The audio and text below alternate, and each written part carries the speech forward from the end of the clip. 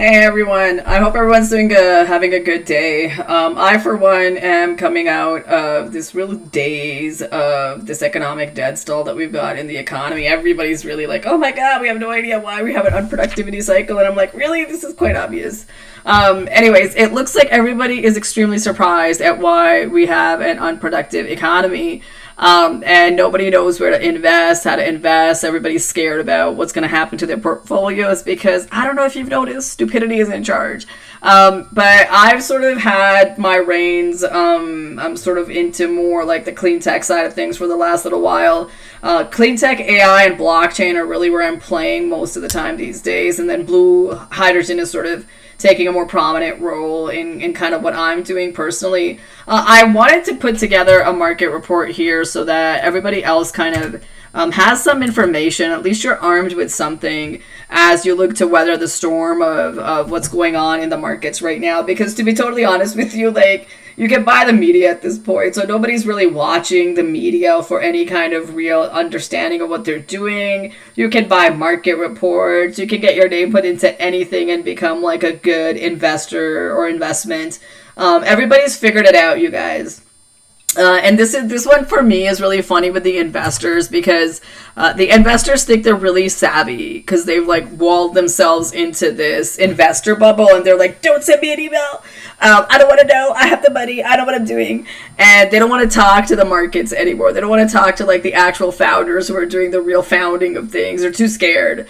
And the numbers are basically like, if you're a white guy, you've got about 97% of a shot to get money. And so you're going to spend 90% of your time looking for these investors so that they can give you money. And if you're a woman of color, you got about 0.9% of a shot to kind of look for money. So then you tend to be like, okay, well, what can I do to make sure that, you know, I get my shot at entrepreneurship? And then this is what your resume looks like.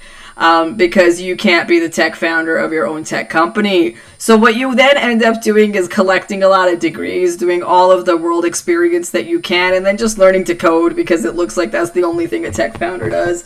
I love the fact that a guy learns to code and he's like, I can code, and that's the only skill set he has.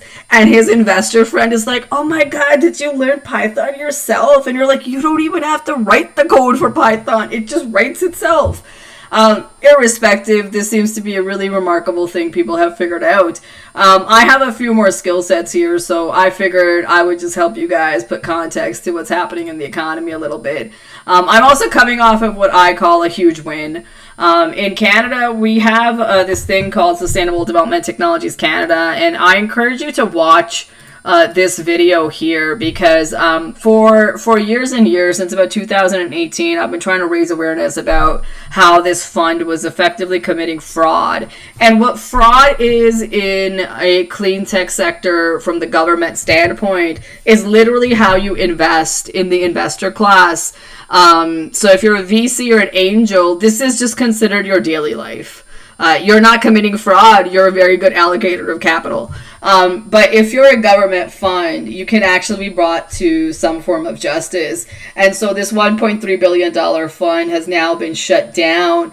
The Auditor General of Canada had to get involved to say this is not right. And the Ethics Commissioner as well had to get involved to say how on earth did these people get to where they are. So, but if you're an investment fund, you're okay. You're doing the same stuff worse than SDTC is doing, except you get the 5% management fees and you get the champagne and all of that stuff. So good job, you guys. What it looks like on the government side is that you are committing fraud. And they would shut you down. But you can congratulate yourselves later. So if you actually do want to do investing and make money, this is the podcast or the vlog that you might want to look at.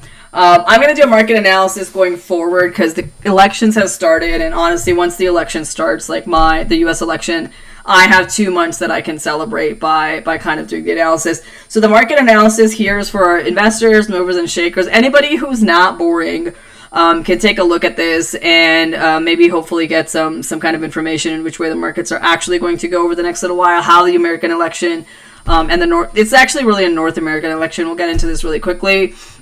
Then we're going to go into the U.S. specific contingent, because the U.S. election is really what triggers me into like Batman mode. So I'm just like, I have to follow this election. So I have 2 months now until November 5th to kind of just get my fancies and talk about the U.S. election. So we're going to cover who the big players are in this election, as opposed to all of the bullshit that you're getting online at CNN and Fox. God bless. I have no idea what they're talking about. So we'll cover the U.S. election more from the perspective of the who's who and what's going on in the Republican Party, as well as the Democrats.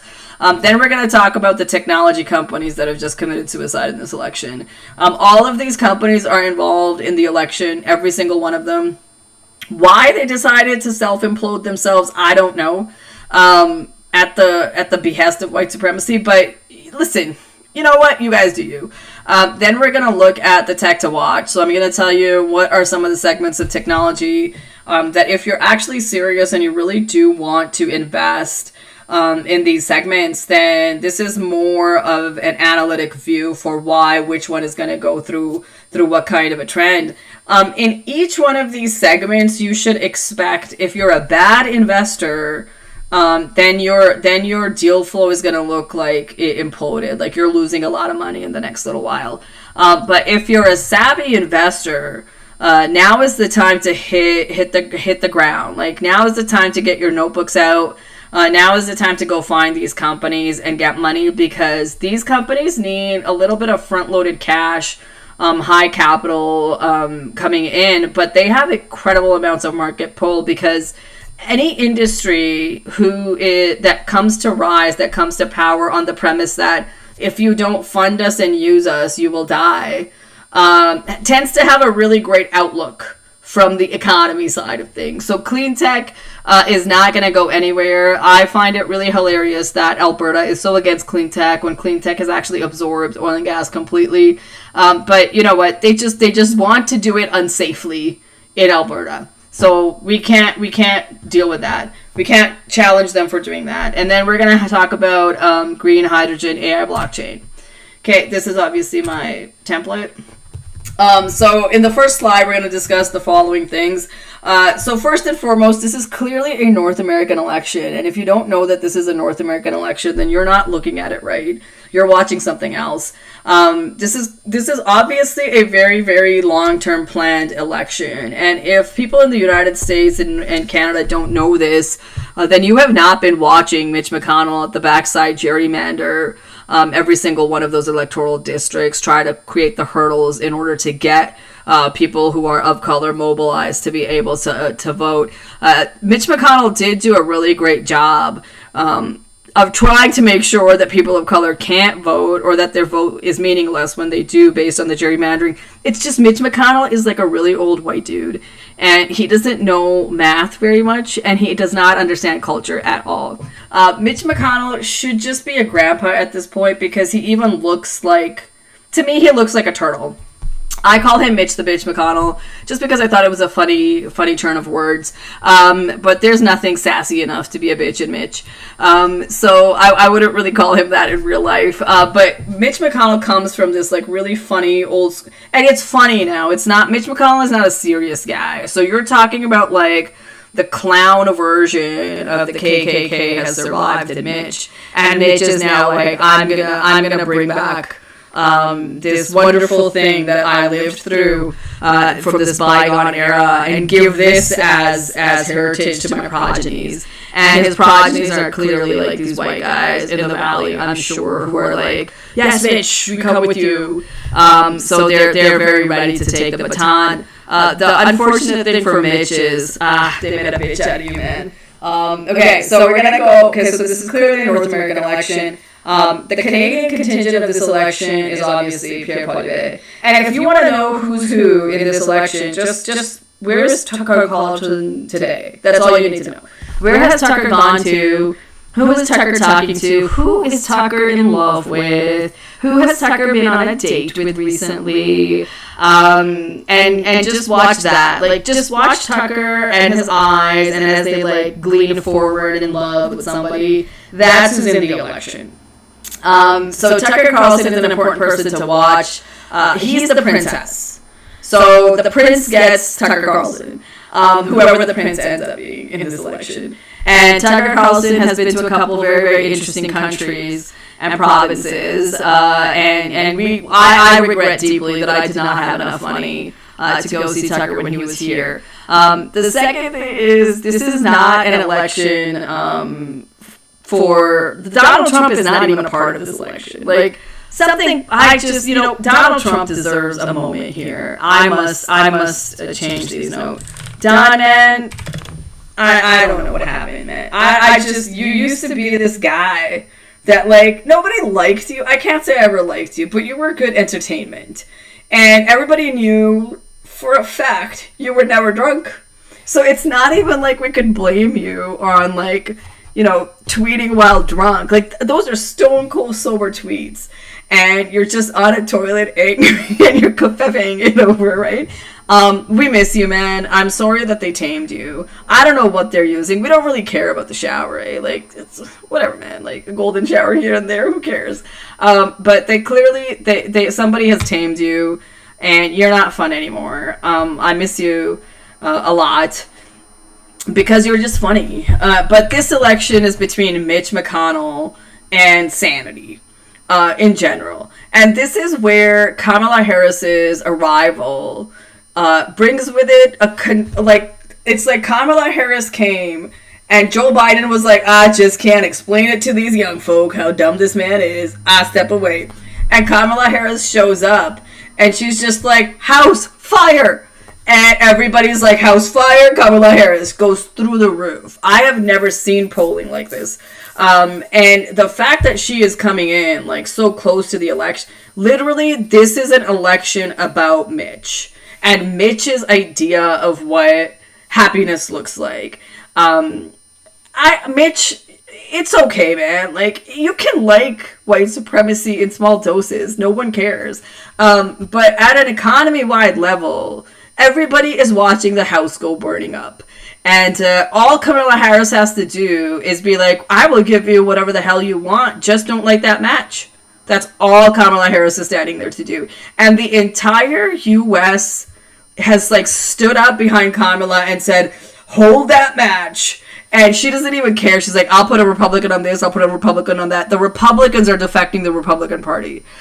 Because that's how much the agenda makes no sense anymore. The Republican Party itself cannot even find its own Speaker of the House amongst itself, right? Like, this is the amount of infighting in the Republican Party. It's like, no, I want my toothpaste. No, I want my toothpaste. And so it's just like, you guys just, you can throw anything at you and you're gonna have a fight about it. So it's kind of funny to watch this. It's like old people go through this stage where first they're like normal and then they become babies again. And I think we've reached this stage with this age group that they have effectively become babies again. And then we gave them smartphones with Twitter and stuff and they're just like, dot, dot, dot, dot. Like, this is what they're doing with it. They don't know what to do with it. And then they watch their own, like, evil plan on Twitter that is engineered with bots very specifically, and they're like, we're doing so well, and it's like, no, all of that is fake. You just told us to create this fake universe for yourself. It's like, I love this, and then they go off into their video game. I love this election. It's way too funny. Anyways, whatever happens in November, the point that everybody needs to make is it's not as bad as it looks. And it looks pretty bad. Obviously, everybody's kind of scared that Donald Trump's going to come in. And then the other side is like, oh no, an ethnic lady could come in. And so you guys are really worried about this thing because we're not qualified. So if Mitch wins, then obviously Donald Trump comes in as a tamed version of his former self, which who the hell cares, right? What is a tamed Donald Trump? A cheap gold watch. Thank you, Speed. I love that song. And only that line only makes sense to me. I'm sorry, I've seen that movie like 500 times. But if Mitch gets in, then we've got a Donald Trump presidency controlled by Mitch McConnell. Tucker Carlson will be at the ball in his finest dress.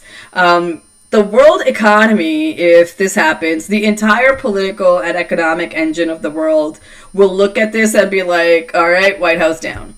Because quite obviously, if Donald Trump is elected, we are all ready for this, right? Everybody's like, all right, you cannot buy anything from the United States without knowing like exactly what's put into it. Like if Boeing can get certification to send this Starliner up into space, and then 17% of the nacelles like don't work anymore for 8 months, and these people have to be rescued by Elon Musk. None of this stuff makes any sense in a sentence. Elon Musk is doing humanitarian work rescuing astronauts. Boeing's Starliner isn't working because of engine problems, and the FAA is like, where is the FAA right now? I have no idea. But the point is that all of your regulatory agencies have clearly been bought already. The Donald Trump presidency will signify that you have basically sold the United States to the highest bidder. And at that point, the entire world economy is going to be like, you can't buy what they're selling. You can't use what you've got. Everything that comes out of the United States is a dump. So it's a stranded asset. You can't use it. You have no idea what level of danger it represents now, technically. So that's done. They're going to look at this and be like, all right, we got like stupid Gaddafi here. So this is now a banana republic. Like nothing, no one will do, like people will talk to you because they'll be like, hopefully in four years there's something left here. But what's going to happen to you is what happened to India, like basically pre-1990s. Before Manmohan Singh becomes the finance minister of India, this happened to India where they also had really shoddy workmanship, real shoddy engineering, really crappy economic decisions were made. Safety was sacrificed. And so India kind of has this bad rap for terrible technology from that time period because everything did start to fall down. Buildings fell down because of like, you know, mixing within concrete and stuff. So regulatory agencies had to be standing up, and then industry itself sort of took a cold hard look at that and said, listen, we can't build stuff like this because if we do, then obviously the whole industry goes out. Because if you're cheating all the time, then everybody knows you don't know what you're doing. So at that point, it's like, well, don't go there. They don't know what they're doing. You can't fake it that long. So what's going to happen after Donald Trump is probably more of a Manmohan Singh type of a moment. So this is when Manmohan Singh becomes the finance minister. This will happen after Donald Trump. Just because the only thing left in your country that will be consumable is going to be arts and culture. I'm extremely sorry. You will not be able to AI arts and culture. Nothing is going to be able to explain the pain of the youth more than Taylor Swift singing. At that point, you can just like saint Taylor Swift. Because Taylor Swift is gonna become like this cultural icon. She will become the cultural feminist icon upon which like the Dalai Lama will be like, I got nothing on Taylor Swift. So Taylor Swift will just become like this person who everybody's like, she's the one. And you know, like everyone's gonna kind of corral around her. Plus the manner in which she has set up her own artistic company, that'll just get copied by everyone, because then it'll be like a double assault, right? Then it'll be like Taylor Swift already won this battle with the studios. She already kicked Harvey Weinstein's friends' asses all the way to oblivion. So she is then going to become like, you know, the boss lady, and she's going to start disseminating the code for how every other female artist can stand up. All the men are going to stand up because they're going to be like, this is goddamn bullshit. Like, you are going to incite a political resurgence of activists, all of them AOC types. Because the truth of the matter is that Mitch doesn't know that Megyn Kelly is also vying for leadership of the Republican Party. So is Sarah Palin. And if Mitch thinks that these women are going to be subservient to his design then he has another thing coming. Republican women like Megyn Kelly. I don't like Megyn Kelly politically. We are not on the same footing, but I have no problems with her as a person. As a person, Megyn Kelly is a feminist icon on the Republican side. And if Mitch thinks that there is not 50% of the party that is looking at Megyn Kelly and saying, I want to be just like her, and the fathers of those daughters also want their daughters to look like that, then Mitch is still in the turtle shell. So he has not emerged from his Galapagos swim. Kamala Harris, if she gets elected, this is going to be very interesting, because then the economy has a backstop. Then the United States has a chance of fighting back. However, oh my God, tech regulations are coming. I can't wait. I love regulation. I have a thing with boring stuff. I love boring stuff. And then if the Liberal Party in Canada wants to get, their name in the sun, a Donald Trump presidency ensures that Pierre Poilievre's entire agenda implodes on itself, because by the time the Canadian election even comes close in 2025, Pierre Poilievre will be gone. And the simple reason is that Donald Trump, Mitch McConnell, like, these guys are going to enact tariffs across the Canadian border and decimate whatever is left of the Canadian economy, which is in a dead spiral, in an unproductivity zone. And none of our economists know why. We have the highest educated workforce in the world driving Ubers, and the dumbest managers in the world riding those Ubers, and we don't know why we're unproductive. I love Canada. Canada is upside down world. Anyways, so if Kamala Harris comes in, then the U.S. economy has a backstop, right? So she's gonna be her thing is, how does she fight out of the mess that has already been created by the Valley Bros, who bought out these regulatory agencies and created so much damage. And I think the fastest way for her to kind of punch this back where it needs to be is to start to regulate the Silicon Valley type of tech.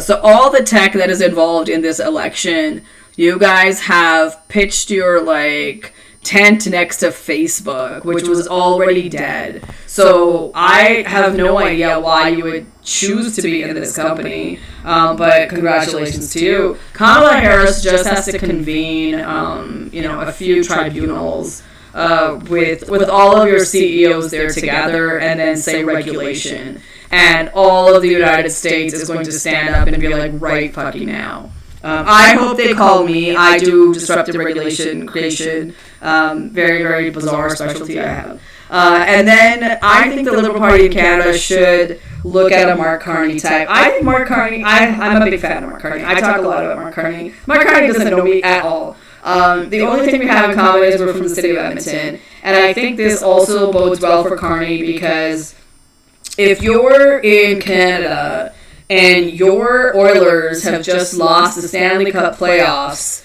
listen, the city of Edmonton is not letting hometown boy Carney not win. And Carney can ride the publicity and the fanfare of the Oilers, come in from Europe as the prodigal son returns, and kind of ride the coattails of saying, I am just a business person. And what the hell happened to CLEANTECH? What happened to SDTC? Why is the Auditor General involved? Do you guys even know anything about the government? Scold Justin Trudeau out of the government as if he were the professor. Because Carney certainly deserves to have his day in the sun as the professional who's here. And then what we have is a Liberal Party that is standing up and saying, okay, Justin Trudeau really did mess up.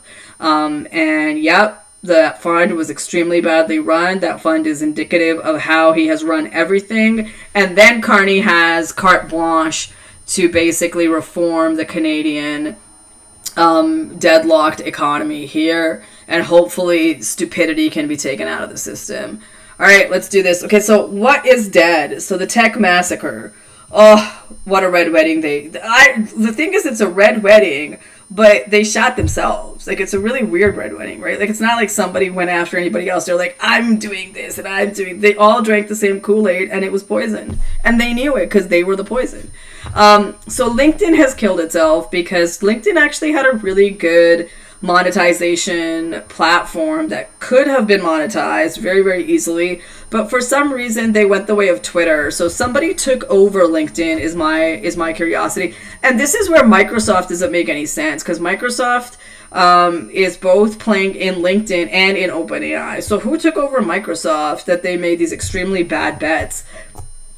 I have no idea. I don't know who's got the purse. But Microsoft took over LinkedIn and then enacted a lot of extremely bad AI created from OpenAI, which was all trained on extremely racist, extremely damaging content. Many activists have already come out and said it, but obviously Sam Altman loves his baby because it's a racist, sexist baby. And he must look up to... Mitch McConnell is Sam Altman's granddad, basically. This is kind of like the trajectory that you're looking at with OpenAI and then the Republican Party. So LinkedIn is dead. LinkedIn is the suit-wearing Twitter.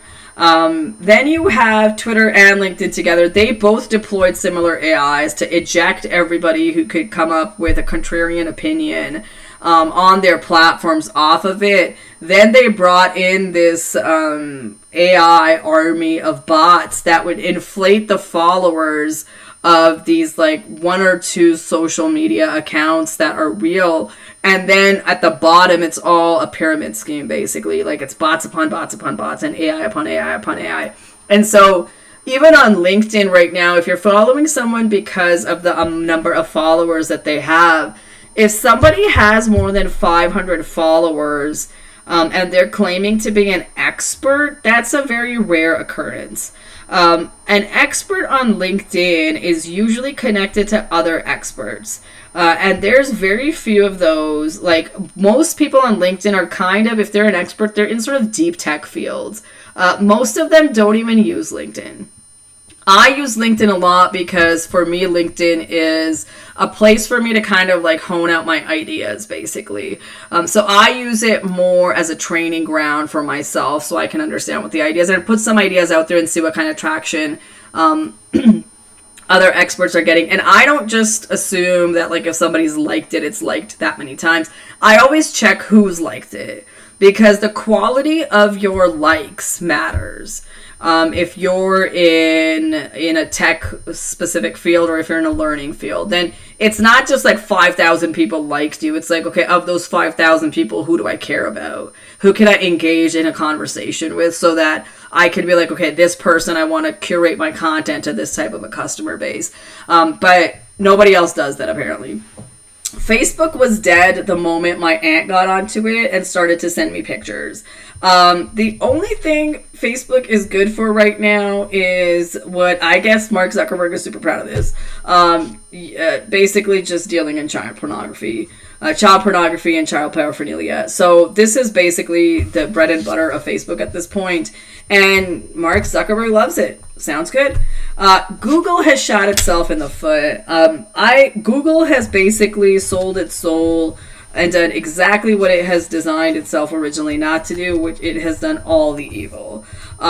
Google will now be broken down by somebody into a different version of itself, of a search engine platform that is more holistic in view and a little bit more randomized. Because the challenge with Google is Google prides itself on giving you content it thinks you want. And the truth of the matter is when you're on Google, most of the time what you want is content you didn't think about. That's the job of a search engine algorithm, generally speaking, is to spark your idea about something. If you knew exactly what you were looking for, that's called a library. A library database, the ISBN numbers, that's what that is. Like, I know exactly what I'm looking for. So Google has basically created an ISBN number sort of for a human being. And they said, you're interested in these things. These are the only things you get to see. And that effectively shuts down innovation in general. So most of the time what you want to do is show stuff that people have not thought of to spark an idea, to spark new knowledge in different areas. But Google has sort of forced everybody into this very narrow band of who it thinks you are, and then that's the only stuff that it shows you. WhatsApp is an irrelevant conversation. WhatsApp is obviously hacked. Anybody can hack WhatsApp. Any like security agency has coverage on WhatsApp, but it doesn't matter. WhatsApp is mostly just used by brown people to talk to their parents. All of us are on WhatsApp groups, and that's simply the only thing we use it for. And then a lot of business in India gets done on WhatsApp, but nobody tells anybody anything on WhatsApp. So it's not like I don't know who cares that like I'm outside the door. But that's really what WhatsApp is for. OpenAI has had its day. It's done. Anybody who is investing in a company that claims to be building a natural language algorithm with artificial intelligence deserves what's coming to them. That sentence is an oxymoron. Obviously, Sam Altman cannot communicate. Is developing a prosthetic for his own brain, and he really likes to mansplain really simple concepts poorly, most often inaccurately. He does, however, love Elon Musk. So good to know, Sam. Everybody loves Elon Musk for something. Okay, now let's get into my favorite part, the tech to watch. Okay, contraction. All of these industries, if you've got bad portfolios, your portfolios are going to be wiped clean. Basically, CLEANTECH, for anybody who doesn't know, and I'll link in one of my articles here from LinkedIn. If you don't know about it, CLEANTECH emerges from a network of government funds like Sustainable Development Technologies Canada. What used to happen is SDTC would give like the big money in first, because this is capital intensive industry, and then over time, as the company matured from bench testing into real world product, then you'd start to get investors coming in. Investors would look at Sustainable Development Technologies Canada's due diligence process as the gold standard of due diligence, because SDTC did more engineering due diligence. SDTC, however, got taken over by the same interests and the same type of glitz and glamour that the investment community did. So the more SDTC morphed into a traditional VC or angel type of an entity, the worse the performance got, and the more they started to just give the money to their friends, which is basically the exact thing that investors are doing right now. So SDTC's portfolio is extremely flawed. You have to go through the portfolio and understand the nuances of the markets, the regulatory environments, the technologies being used. You need to understand the founders, where they're coming from, what they're going to do. This is not an industry you can play in stupid. So don't try. If you're going to play in clean tech, the scope for this industry is extremely high. But you do need a little bit more big money to play here. So you're going to look at, depending on which type you're going. There are a lot of softwares in clean tech as well that are being deployed at the utility level to control some of these things that apparently Daniel Smith doesn't know you can control interoperability or intermittence with software. You know what? Knowledge has not reached Alberta properly in the right circles. That's okay. We're like a hick town. Don't worry about it. This is just normal stuff for us. We'll meet each other at the next hay wagon races or whatever the hell they go to. But clean tech is prime for the taking. There's a lot of billion-dollar industries and markets and technologies that have already been formed. This is a market pull industry. This is a no-brainer for somebody to invest in, but don't invest without a brain. See how I did that? Okay, next we've got hydrogen. Hydrogen is very interesting. I have been a staunch supporter of green hydrogen my whole life, and a very, very staunch activist against blue hydrogen. But I'm changing my mind. I'm changing my mind because the truth of the matter is hydrogen is one of those fuels that's going to take over your traditional transportation type of market. And if somebody can figure out a hydrogen, like a retrofit to the molecule hydrogen, how it is being dispersed into the ecosystem so that it mimics the technical specifications of oil.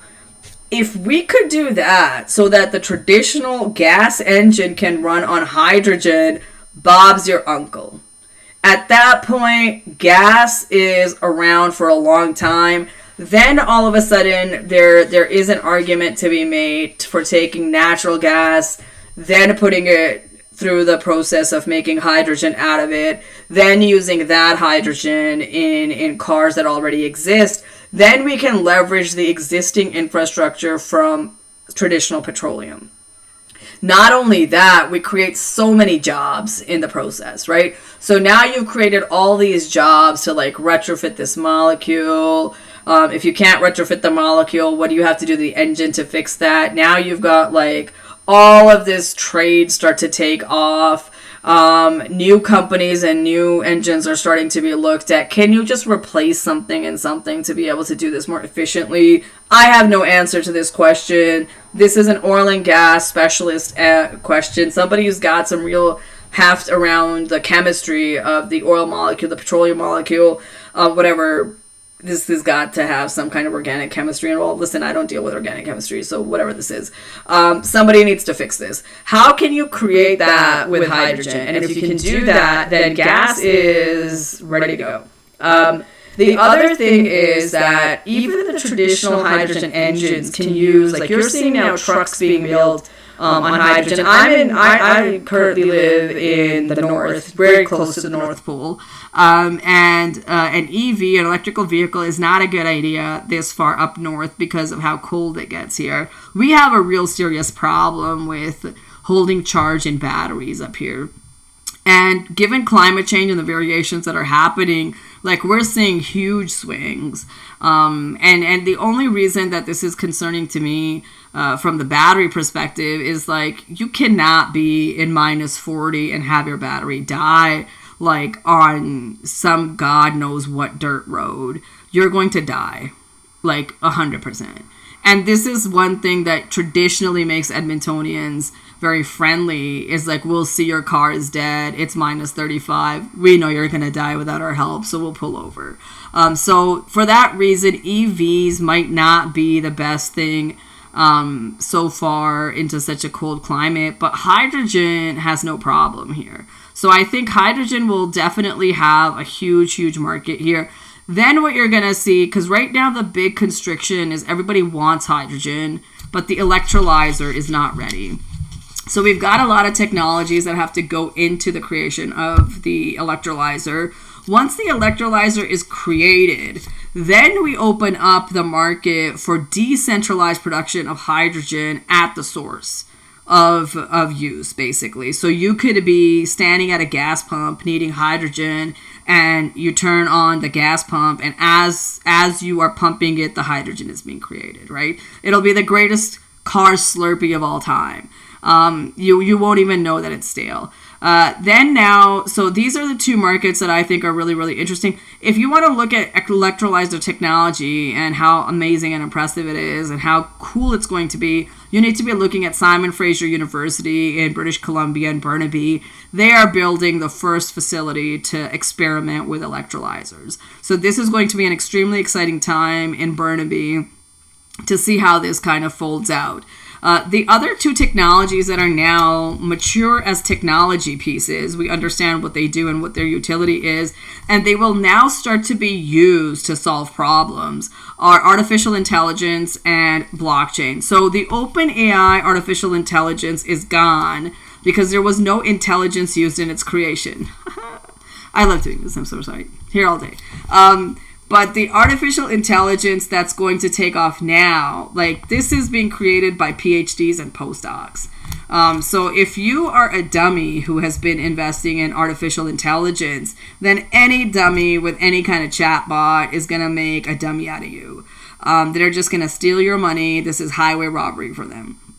But if you understand how to talk to experts, you're going to start looking at how a lot of medical testing, prioritizing of cases of patients and all of that stuff is going to start going on to the artificial intelligence side of things. You're going to start looking at graphical AI, reverse calculating all of these things and doing it automated so that you don't have to use a human being to do it. This is high time coming because both north and south of the border, we know that ethnic sounding names don't get priority. People who are black who go in for pain treatment are not getting the right amount of treatment because people don't value their pain. So it's high time that we started to automate out, frankly, the doctor and the technician who are responsible for all of this damage that has been done to a lot of people's health simply because they don't know what they're doing and they're too high and mighty to admit that to certain people of certain groups. So AI is coming. AI is coming fast and strong. You just have to know what it's doing to be able to understand it. The other thing that's going to come up is blockchain. Blockchain is very interesting because now that we've seen the devaluing of the internet with the tech giants, they've basically just broke the internet in half. Everybody is looking at this. Everybody's data has been compromised. Every single thing is compromised on the internet. It doesn't matter how many CAPTCHAs you tell you're a human to. You're always the not real human. It doesn't matter how much times you do a two-factor authentication. None of this stuff is going to be able to secure the internet again. The only thing that will secure the internet now is a blockchain scaffolding backend. Everything is going to turn up on a permissioned blockchain now. So the databases for companies, the databases for governments are now going to be plugged into basically a permissioned blockchain that directly pulls this data out. There are going to be digital identities created globally because of what they have done to voter rights, voter fraud, all of this stuff. You will not be able to get a social media account unless your identity can be verified through a digital identity that is built on the blockchain in the next future. So if you're in blockchain, exciting times. Even if you're in oil, to be totally honest with you, exciting times, because oil is one of the more interesting molecules from the perspective of what we can do with it. And oil is going the way of a rare earth metal now. So we're going to see this industry pop up that actually values oil more perhaps than it has been valued so far, because there are certain things only oil can do. So we will have to, and you can use the exact same regulatory environment for this industry. So basically nothing will change.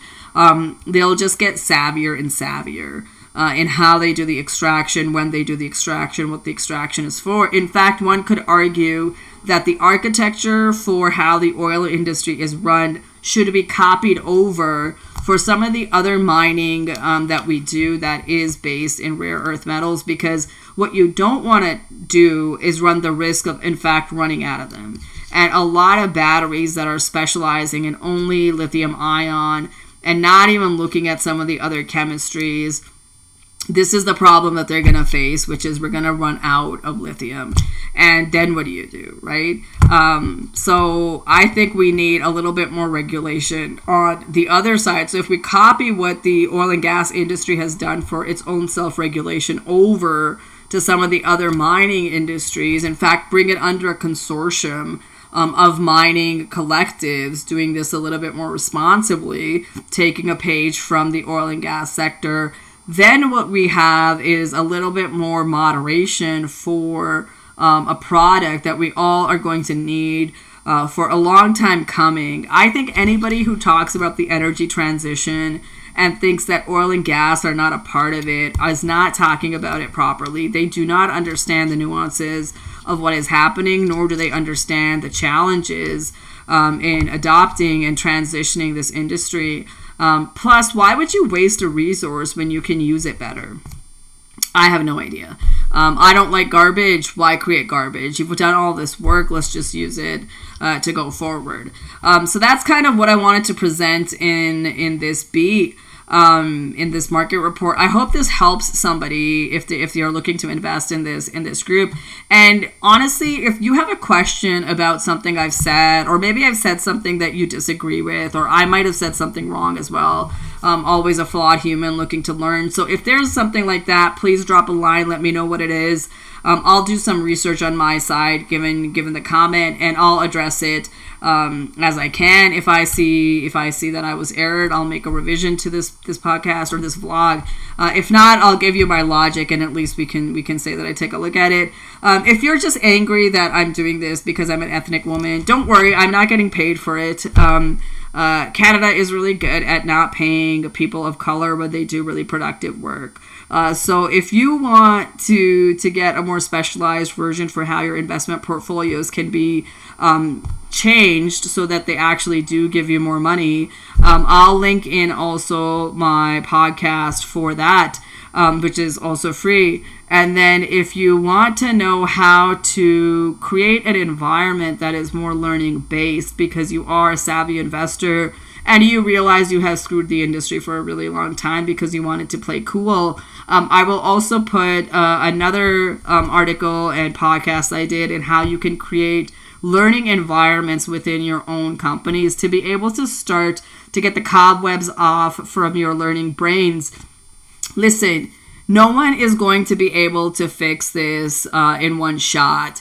But look, if Mitch McConnell can do all of this for his dream of once more riding in a cone hat on a horse, knowing full well that the cone hat impedes his vision, enamored by the past, the glorious days of when white supremacy reigned long and free, and then have the intellectual capability to outsource the creation of that racist content to an Indian outfit where they have just finished getting over the first British attack.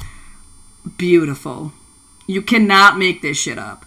Wonderful to see what Mitch McConnell is doing. Can't wait to see how this election unfolds. Donald Trump, God, I miss you. Have a good one.